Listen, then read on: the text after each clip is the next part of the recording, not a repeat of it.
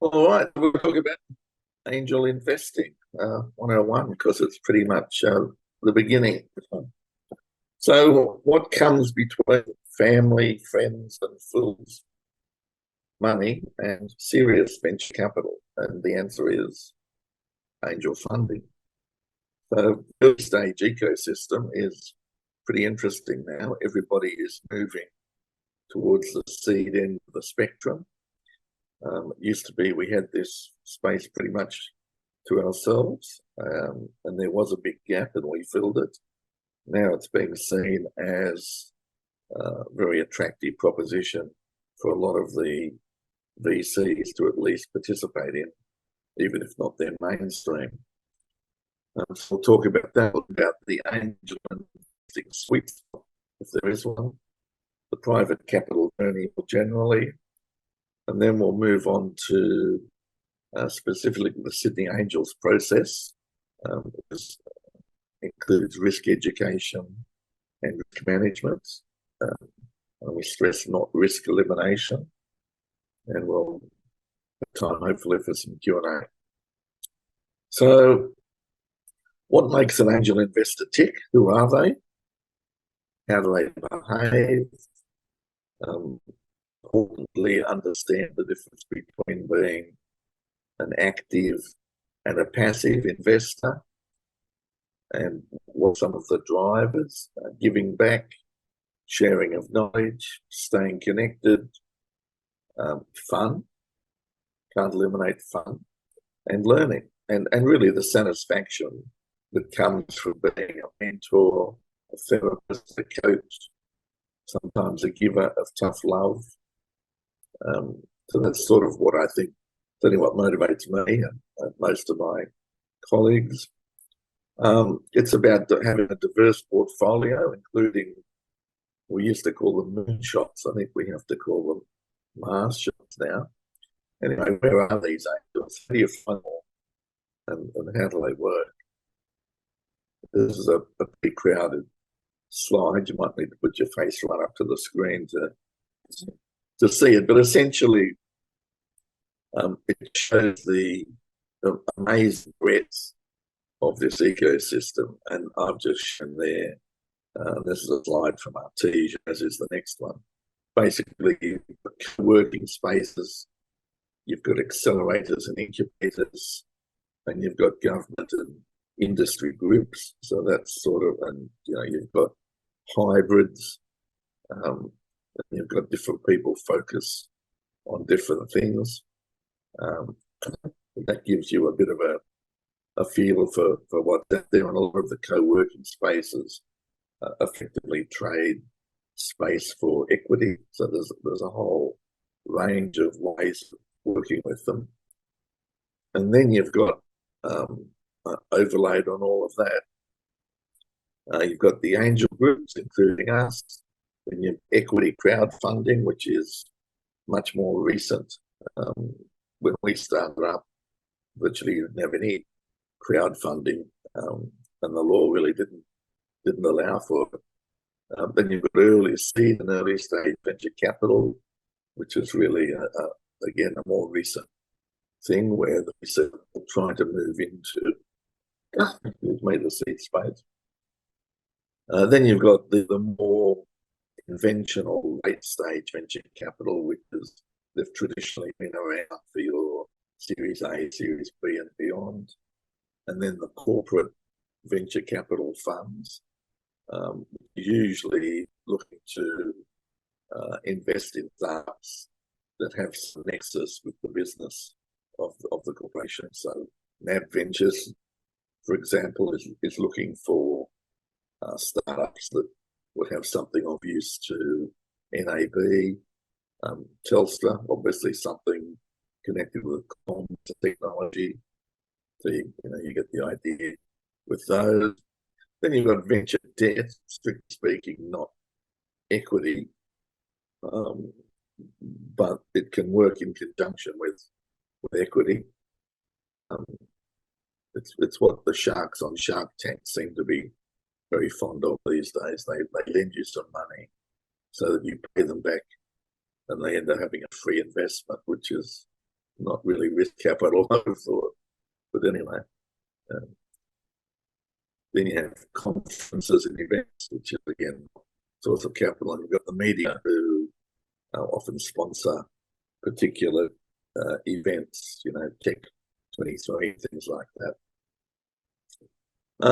This is quite an important slide because it does show that risk reward trade off. I mean, it's been a truism forever that the higher the risk, the higher the reward, but it doesn't really help people understand where the balance is. And so the reason for that risk reward line that goes effectively perpendicular to the timeline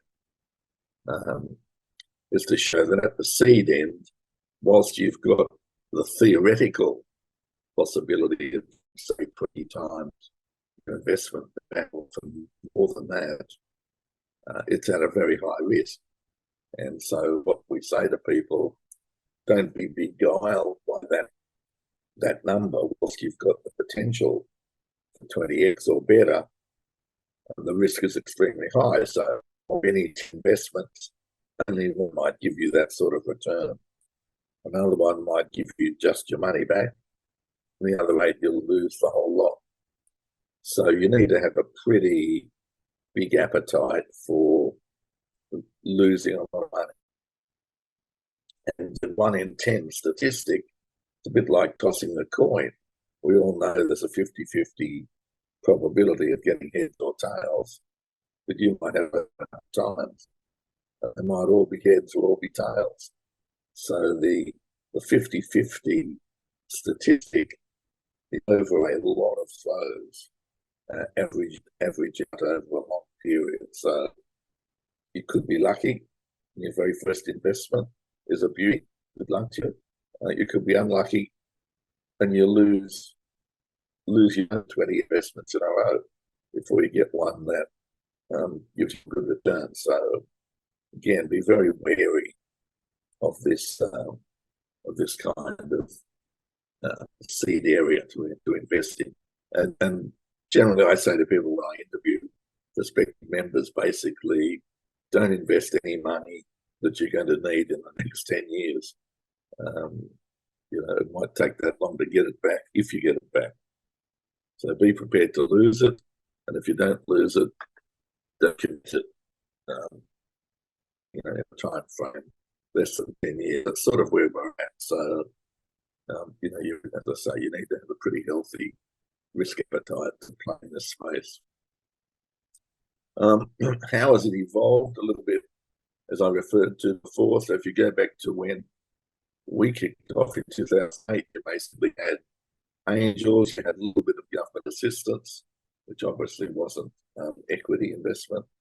And then you had your founders, friends, family, and I'm about fools to be cheeky, but generally that means people who didn't have the wherewithal nor the inclination to conduct any kind of due diligence, and probably didn't weigh anything at that stage anyway, because you had, you would only have the germ of an idea to invest in. But now you've got a lot more participants, as I showed in the slide before. We've now got equity crowdfunding, both at the wholesale and retail level. The family offices are now taking a more concerted interest in the seed space. And then you've got early stage venture capital, which is new, wasn't there before. You've got the normal angels and angel groups, still got government funding, very fragmented, very hard to identify what's accessible to you, and it's a fair bit of a hassle to fill in all the applications. If you can get it, it's terrific, because obviously the best money you can get is grant money. You're not sacrificing equity, and you're not stuck with a loan to repay. So it's fabulous money if you can get it, as is the R&D tax rebate. But on that, the criteria for eligible investment is shrinking all the time. And I've had deals that have just been killed. Well, not just deals, operating companies been running for a couple of years, and suddenly they retrospectively reassess the rebate eligibility and demand it back in 5 minutes and wind you up if you can't repay it. So, very bad experience with some of them. I don't think they're doing that still, but we learned some hard lessons. And of course, it's still underpinned by family, friends, and fools. So, what stages of growth? And this is a bit of a complicated slide, but it actually does nicely encapsulate where things are at. It's probably, I mean, it's a fast-moving area, but this will give you a sort of a bit of a feel. So, if you take the far left column, you're looking at, we used to say 5 to 8, now it's 8 to 10, sometimes more. Certainly some of the biotech investments, because of the regulatory processes dragging out, you could be looking at 10 to 12 years before you see any return or even an exit. So that's important to bear in mind. Then down the bottom, you'll see average raise at the different stages. So you might start off looking for relatively modest funds, 50 to 200K. And then as you start to grow, you need proportionately more funds to achieve the next milestone. Then if you look along the top panel, we're talking about, we're just, in a very rough approximation what these stages look like. So you're starting off with a concept under development, probably not operational, probably you're still in your first 18 months. You probably don't even have a prototype built yet, or you might have a prototype built, but you can see you're still on a very high risk stage. Then you start to get a product or service testing or pilot production, might be commercially available, may or may not be revenue positive in your first 3 years. But that's the age in which angels come in. They do fear to tread. You can start to get the crowdfunding, and the family office start taking an interest. So that early expansion column is, I suppose, where you get most of angel investment. We do seed as well, but we do pre-revenue. But I'd say our sweet spot is that early expansion column, or straddling the startup early expansion columns is where we generally play. Then you get into an expansion stage. Generally now you're looking at a Series A or later rounds of funding. So you've now got a full production, you're running commercially, you're demonstrating significant revenue growth. Still may not be profitable, so you still need capital injection, but you've now got a database, established market, and your focus is on sales growth, expansion, and things of that kind. So you're now looking at you're more capital intensive to grow the company. That's also the stage where you start to realise you can't be a one-man band anymore, and you have to make hard decisions, because do you effectively clone yourself, or do you hand over now to professional corporate management, and you take a sort of a more sideline stage? Various things that your fans need to consider, and you need to help them with as an angel investor. And then later stage, you're now mature enough to be generating ongoing revenue. Once you get into positive cash flow and you're profitable, you obviously don't need more capital injection. You might want a little bit more, but mostly you could now be self-funding for that kind of thing. And when you're proposing activities, you've effectively got a business case that will show them to be self-funding, or you've got enough in reserve that you can fund them. So, sort of a very rough guide. And as you can see, the reason that you go from higher to lower in the middle there is that your risk is reducing the more traction you get, the more revenue you get, and the more capital you've got to work with. And also, of course, the return on that investment is reducing, so commensurate with the risk reducing. And then if we look at what sorts of angels are there, there could be individual angels. They can be super high net worth individuals who really don't need to do anything with anyone else. They'll just put their personal money in, or they've got a corporate vehicle to do that. They generally have their own network. They generate their own deal flow because people bring them deals. They tend to have limited resources available for due diligence, mentoring, monitoring. They may or may not have some negotiating leverage, depending on, I suppose, how wealthy they are and how much to offer. And the vast majority of angel investing in the world is basically still undertaken by lone angels. As I say, sometimes the super angels define all of those and counter those characteristics. Then you come to angel groups, a bit like ours, but deal with Sydney Angels separately.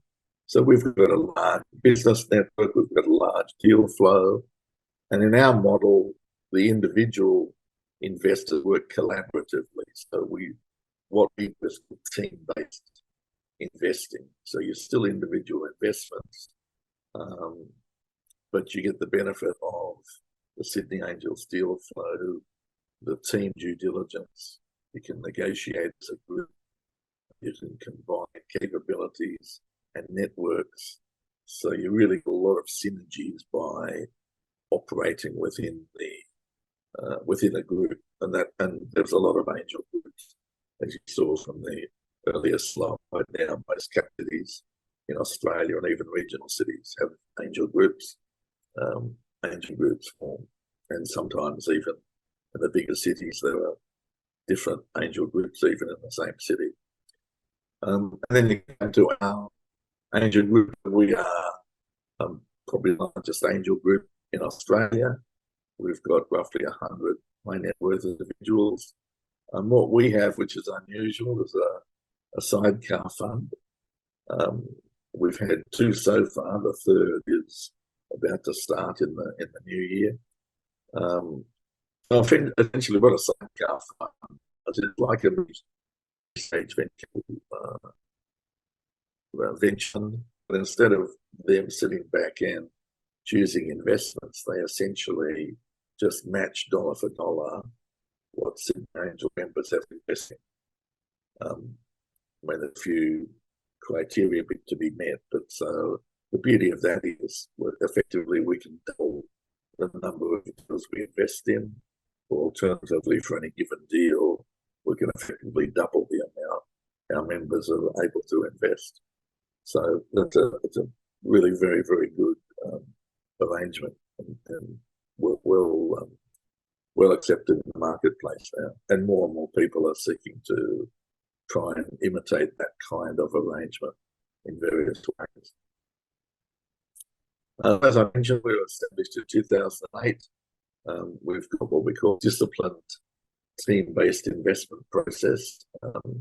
Sometimes it doesn't seem very disciplined if you're the syndicate coordinator, but essentially it just means we have a very established, carefully choreographed process that's proven over time to be very effective. So if you're an investor interested in becoming a member, you go to our website and click on the left-hand button. If you're a founder looking for investment, you go to our website and click on the right-hand button. As I say, sydneyangels.net.au. We've got, so I say, the sidecar fund.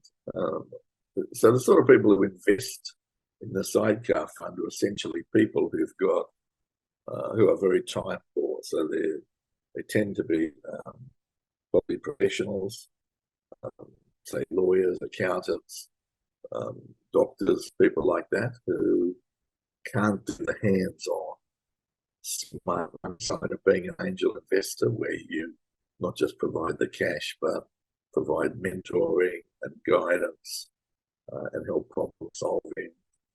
Not go on the board, or at least an advisory board. These people are just too time stretched to do that, but still participate, still recognise that this end of the market potentially offers high return. So they're the sorts of people who will invest in a sidecar fund and just happy to piggyback on Sydney Angel do.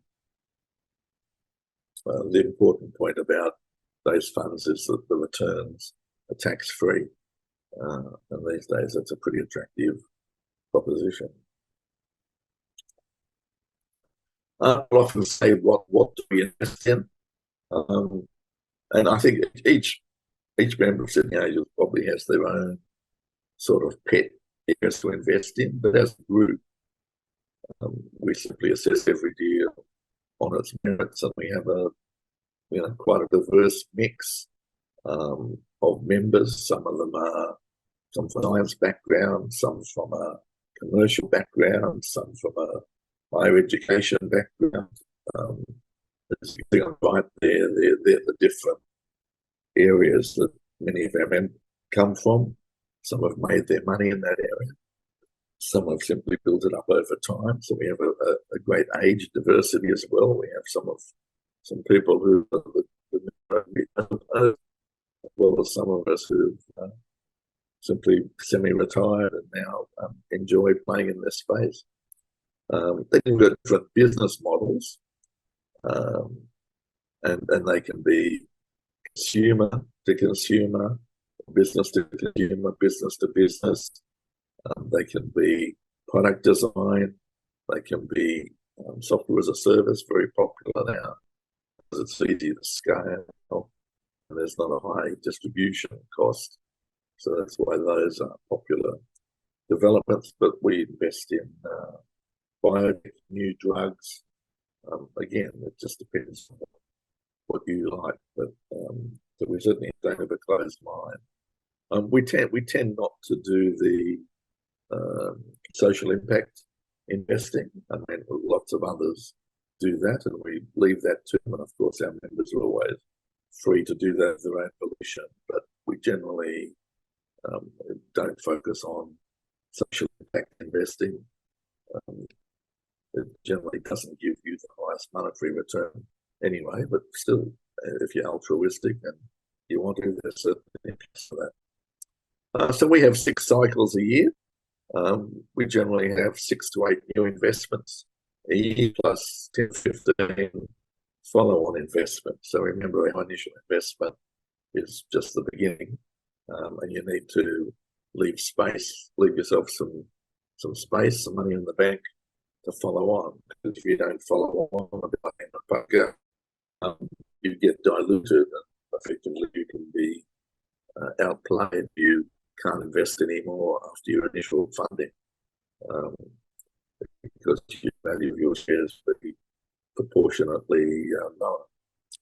So as we say in the cycle there, deal applications online. The committee meets every Friday morning and we review what's come in that week.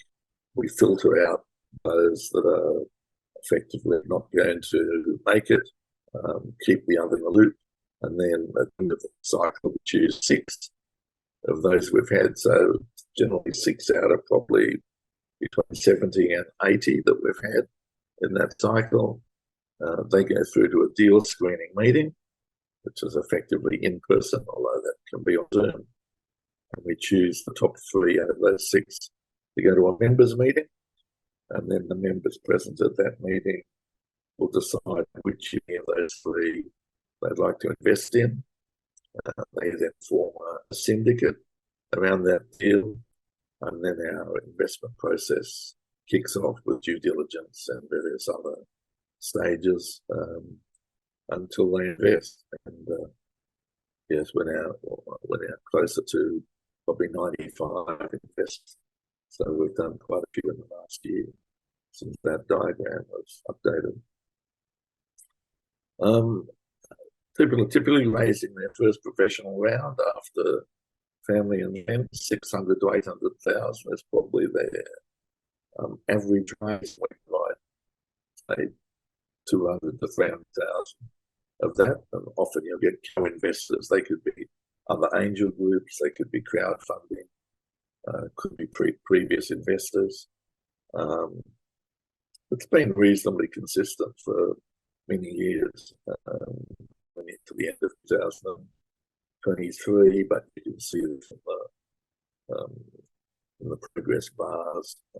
It doesn't change a real lot.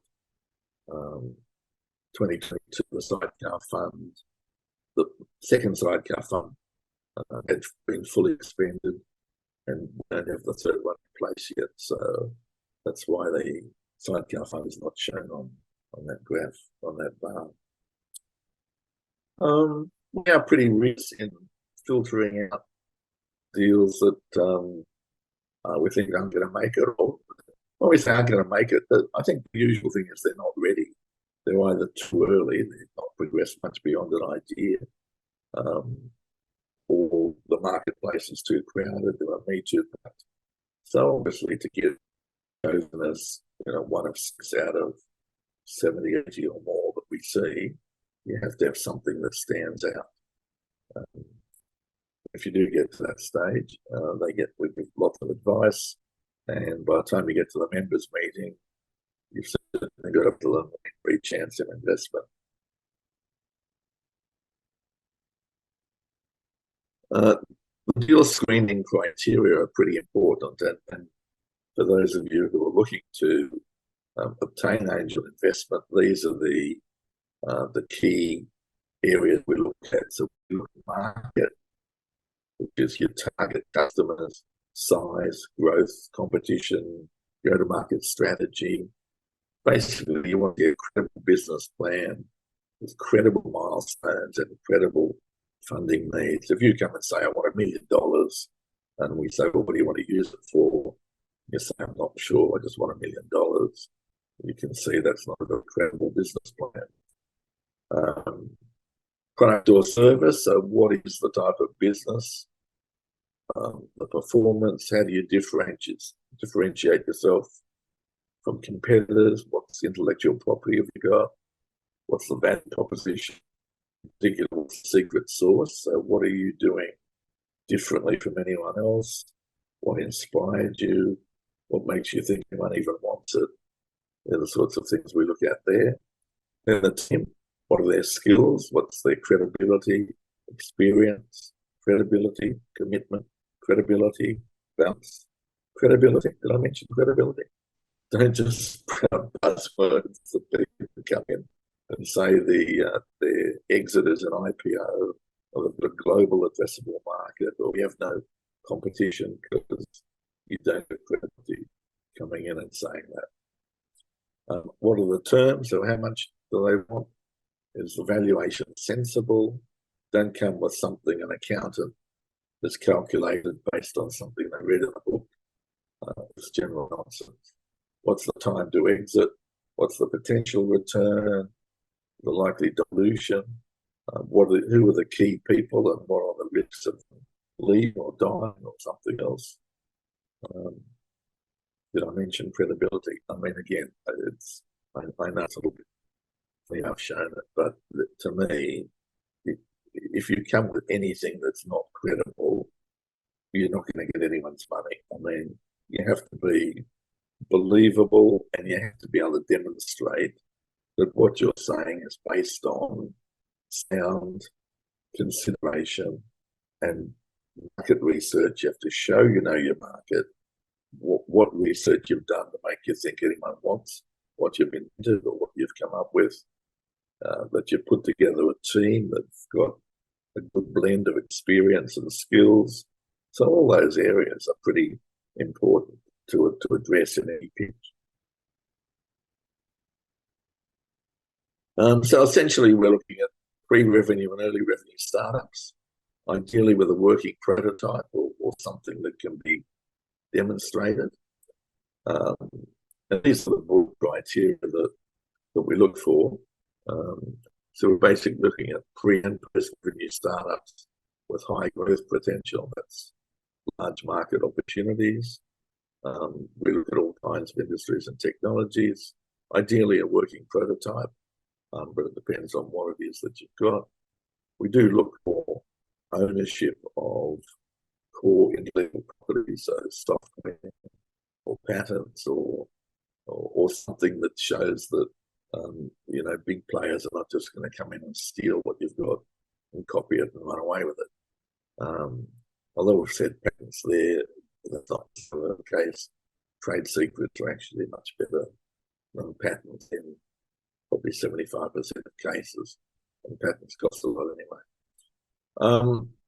Conventionally, we used to say, don't invest in a deal that's more than 30 to 45 minutes traveling time from where you are.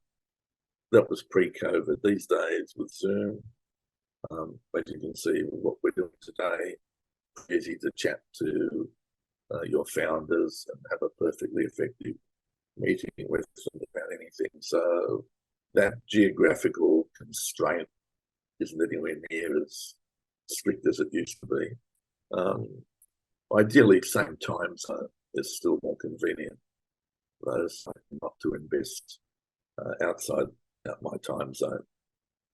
I might be generous and allow Queensland and Western Australia to participate, but you just want people that you can basically pick up a phone and call or jump on and call for a quick chat.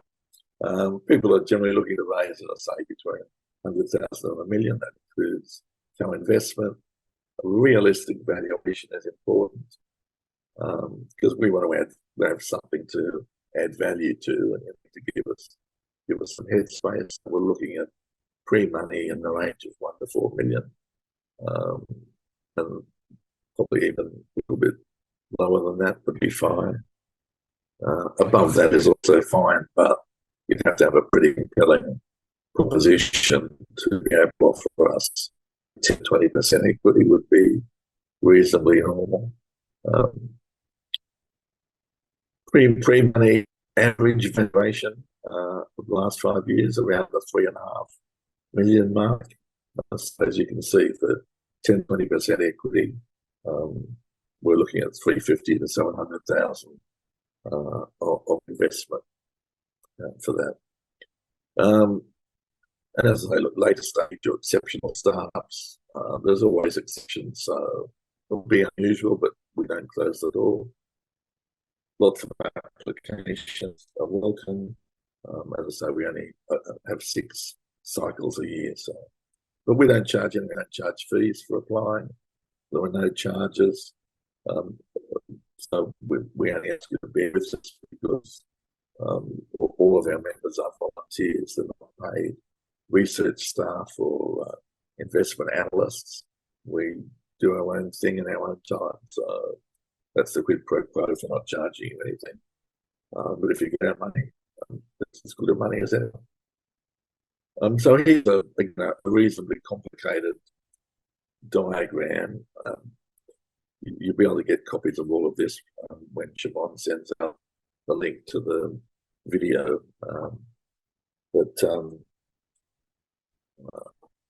I'm going to read all those because it's pretty much as I've just described it. You can see how it all works. So you've got sort of what the stages are and what the timeframes are.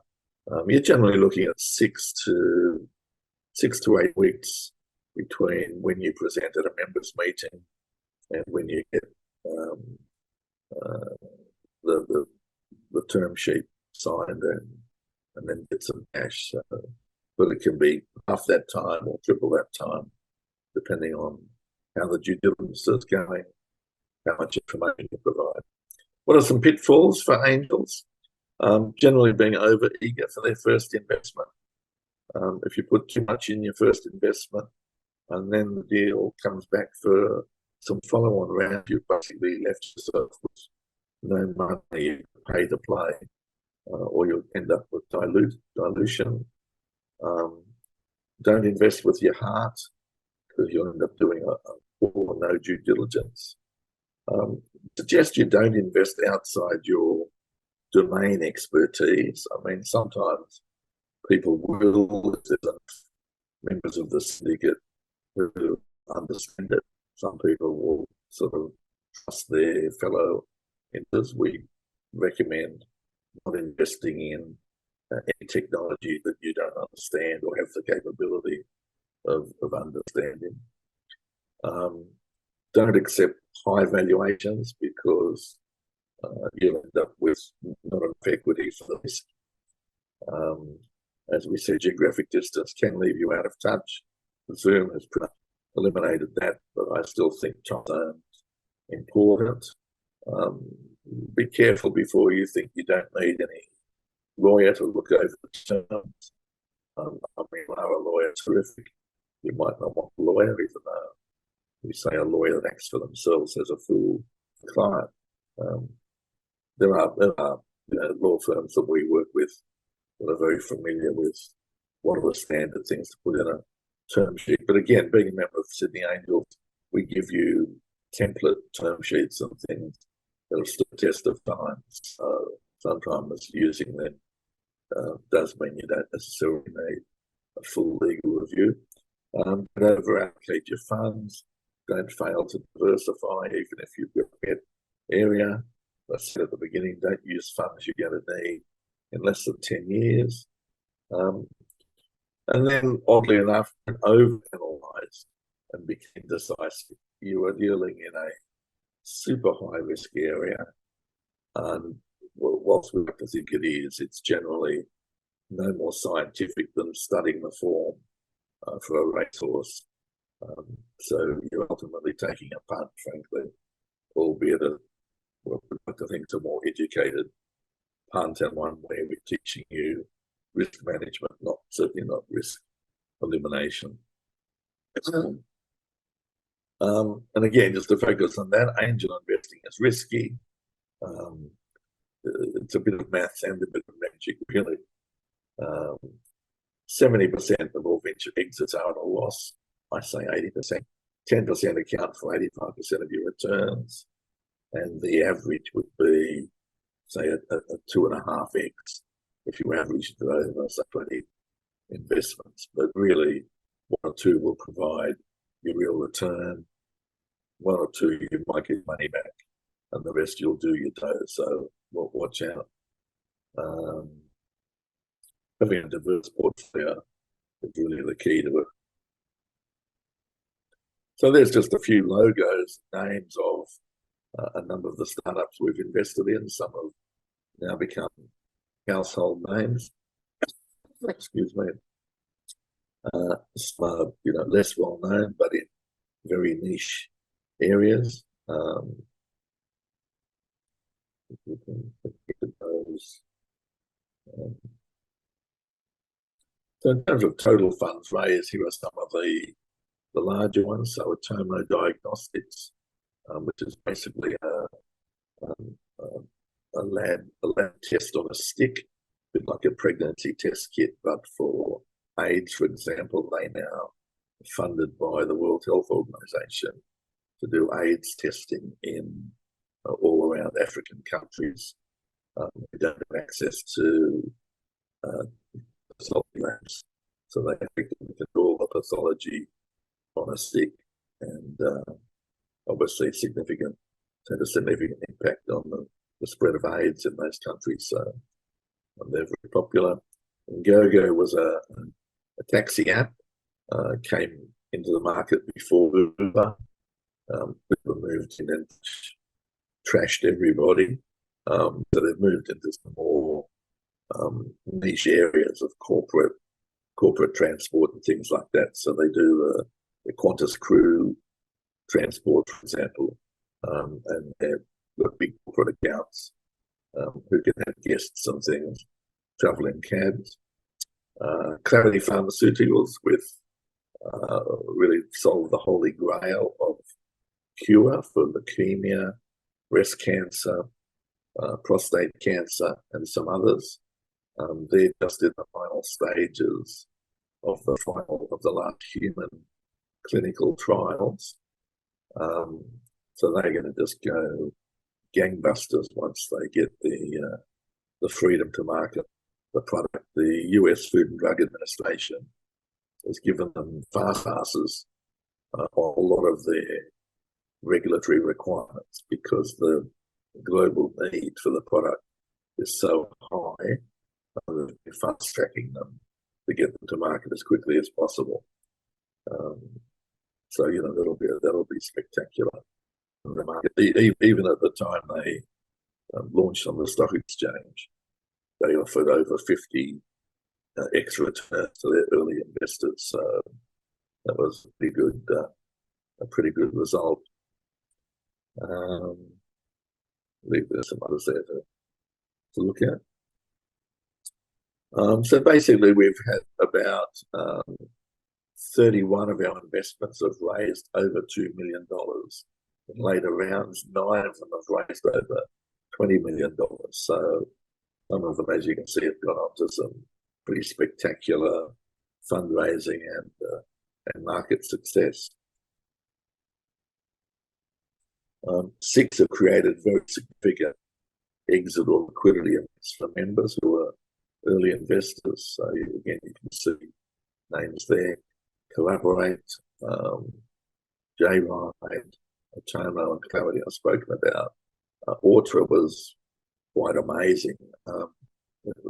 They do remote monitoring of transformers in electricity distribution networks, which we thought was, look, that's a very niche area and very well served, but Ortra came up with some extremely clever monitoring. They happen to be sponsored by Schneider Electric, who basically said, we're not going to buy your products and services, we're going to buy you.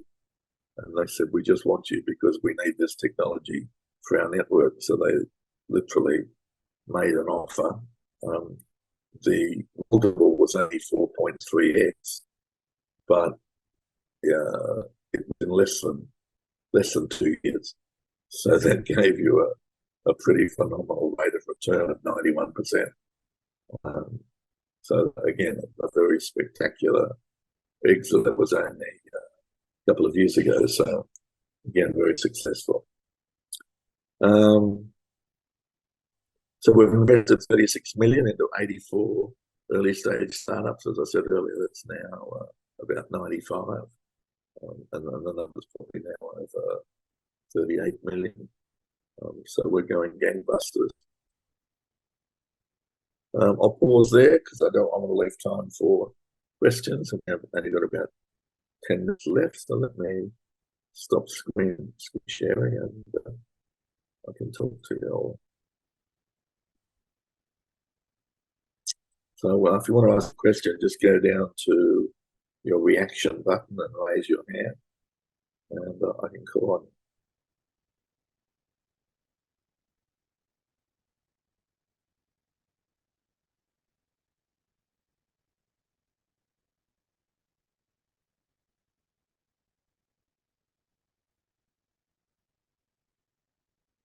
you. I don't see any questions. Surely someone's got some questions to ask.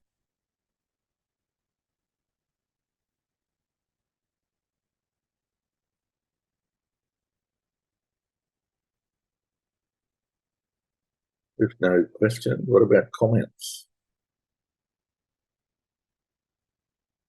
How many of you are investors and how many of you are looking for investors? Put your hands up first if you are an angel investor or looking to be an angel investor.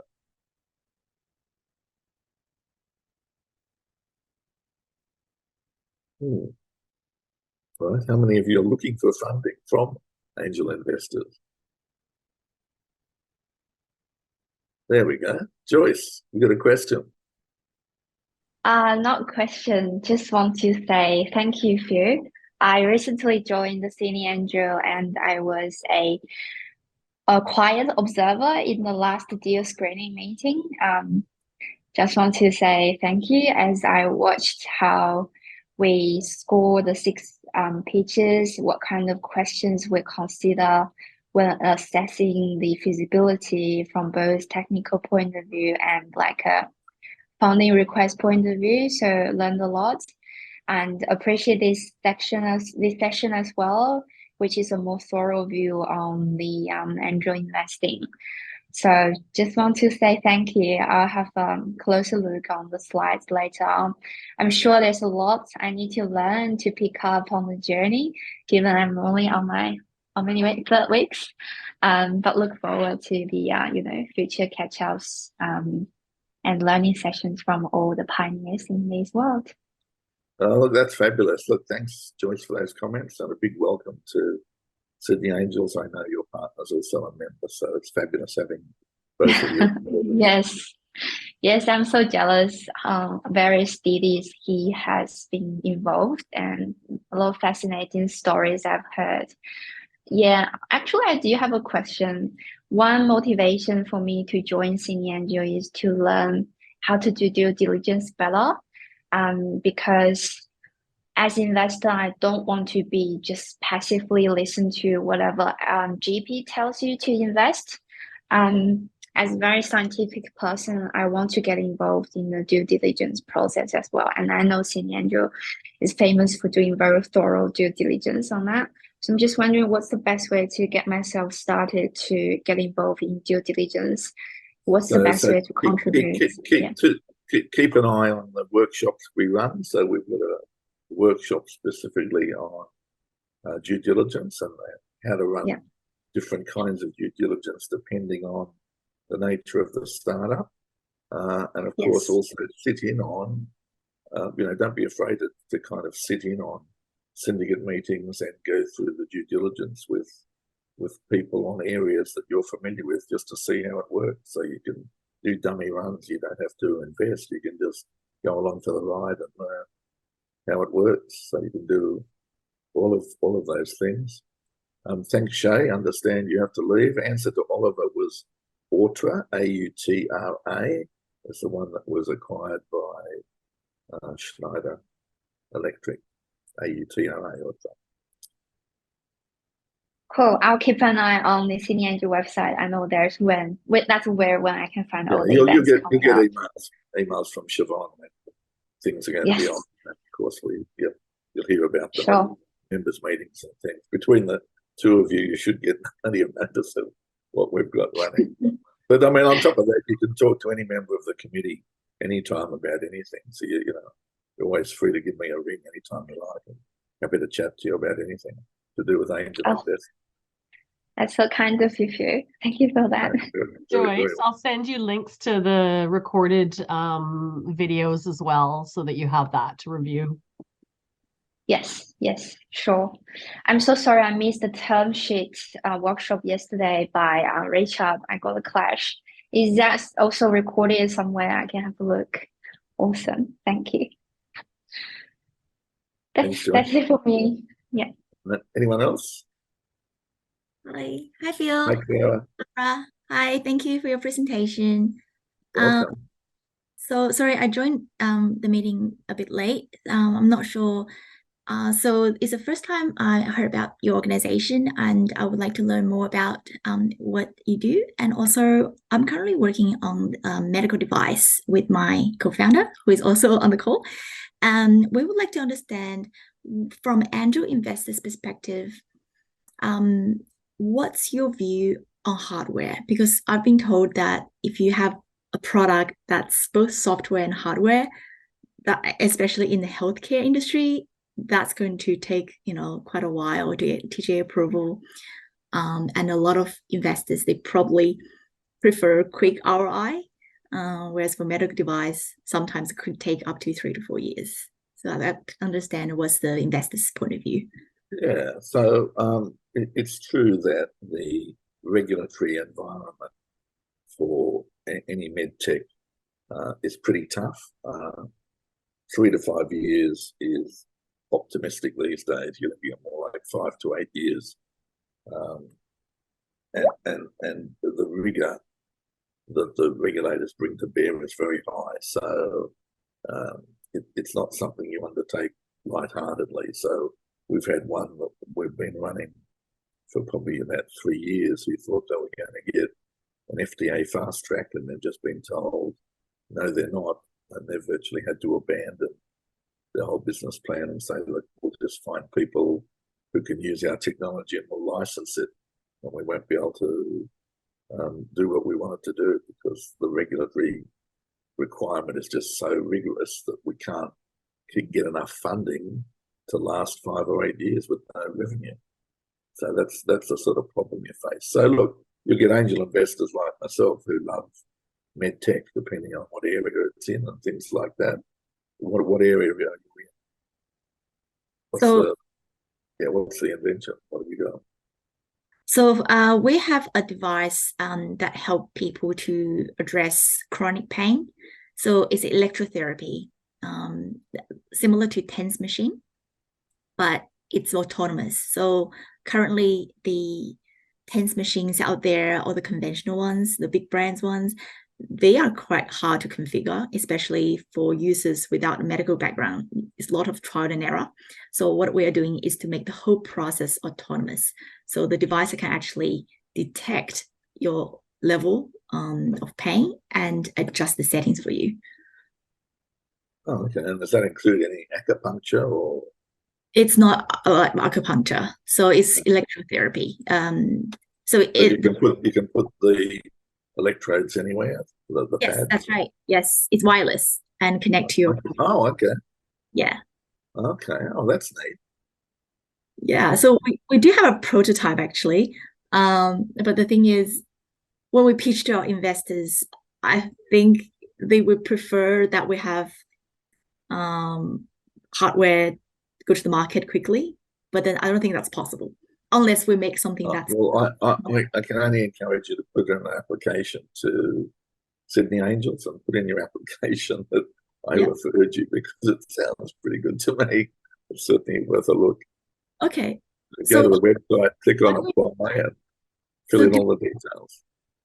Okay, so it's like a part of a membership kind of. No, it's not. No. Clara, if you want to send me an email, yeah. We can link up and I'll send you some information on applying, and then we can chat. Okay, awesome. I do that. Thank you. No worries. I can see you're set up for doing some social media webcasts with your camera light there behind you. You've got your round light there. You must do do you do webcasting or social media posts or YouTubes, do you? Oh yeah, I'm a YouTuber, but on something totally different, not medical. Well, no, don't knock it, because you can make YouTubes as part of your presentation. So you can demonstrate things in a YouTube that's pretty neat to put with your presentation. Doesn't mean you don't need to fill in the application form, but yeah, from what you've said so far, it's definitely worth a closer look from my point of view. Thank you. Yeah, that's a very good idea. Yeah, social media definitely the way. Thank you. Thanks, Clara. Could be Joyce's first investment. Could be. I'm quite interested in medical device as well. And to be honest, myself has chronic pain. I could be your, trial person if you are keen. Oh yeah, sure. Definitely like to catch up with you sometime. Yeah, I send you an email. Yeah, sure thing. Awesome. Yeah. Yes, if you want Joyce's money, relieve her pain. Yeah, I also touched on a few ones that I observed there's like a community style way to launch your product to get tractions and like early passionate customers. So I think that's some advantage you have, like an edge you have compared to other founders who need to start that community, and step one take years to accumulate that many users. So if you can find a way to somehow integrate your medical device idea in your content, don't have to be very obvious, but find a good point to navigate through. I think that can give you quite a bit of traction in the beginning, because people loves you, they love your content. You have your personal brand. You can find a way to combine your personal brand with your device brand. So yeah, that's just some random thoughts I have. Yeah, that's a good But idea. the other big advantage of coming in through Sydney Angels is, whether or not we invest, we could introduce you to a lot of people who will be, of great benefit to you. Yeah, that's great. And you might find the makers of, OxyContin want to invest too, because you'll put them out of business if you're not careful. Yeah. And have you talked to UNSW 10X Health? I think they run accelerators specifically focusing on. Is it 10X accelerator? Yeah. Yes. Well, I haven't talked to them about it, but I checked the website. I think they have the program where you attend the courses and they help you to connect with VCs, I think. Yeah. I definitely check it out and see if that's something for you. If yes, I will say give it a go. I don't know. I just heard they have run some good programs specifically focused on my health. Yeah, that's good. Yeah, because sometimes there's so many investors out there and you are looking, so we're basically looking for people who are interested in hardware and medical. So that's a bit, so we need to check their interests and preferences as well. Yeah, All right, sure. It's a mutual selection. wind things up there because we've hit the 1 o'clock mark and we did promise to only use up 1 hour of people's precious time. So thank you for attending, everyone, and I hope that was interesting. Thanks so much. Yeah.